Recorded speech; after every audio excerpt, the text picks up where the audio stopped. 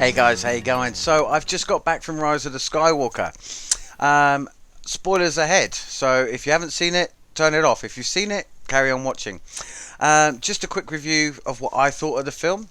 Um, I'm going to give it 8 out of 10 straight off the bat. It's a good film. It has a lot of problems. But first of all, some things I love.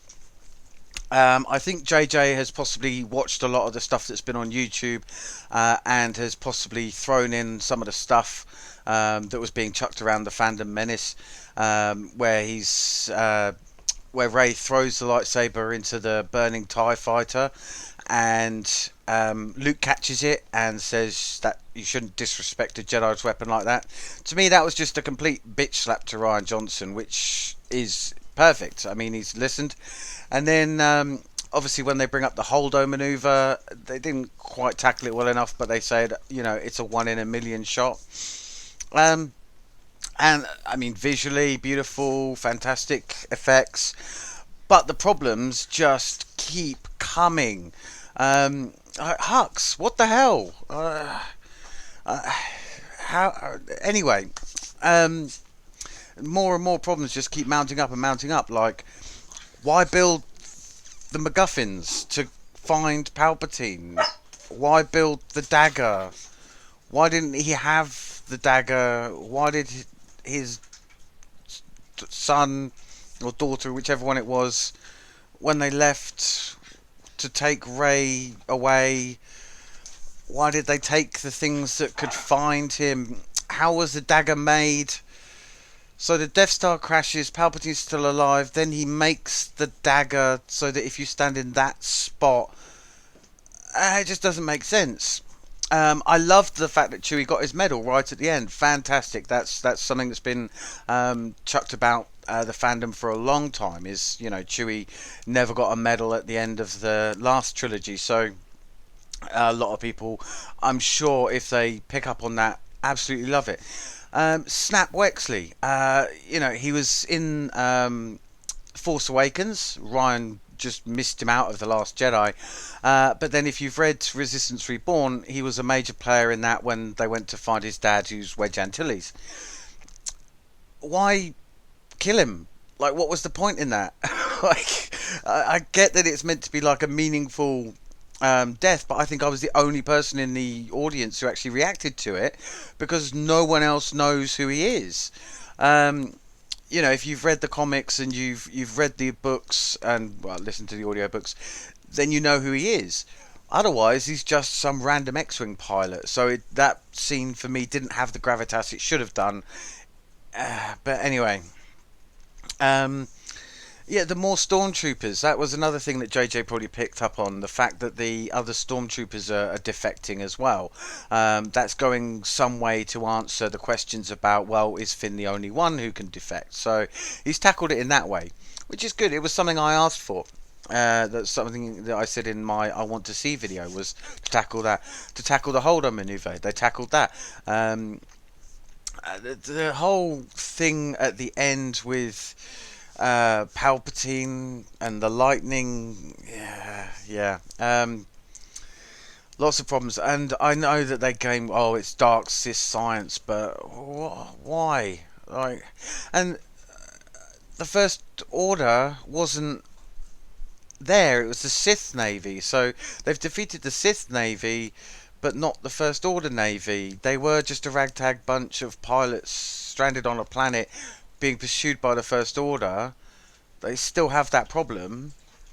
So what happened to the First Order? Or did they all come to the planet at the end and get destroyed with the others? Why did Palpatine sit on thousands of world-killing star destroyers? What was it like?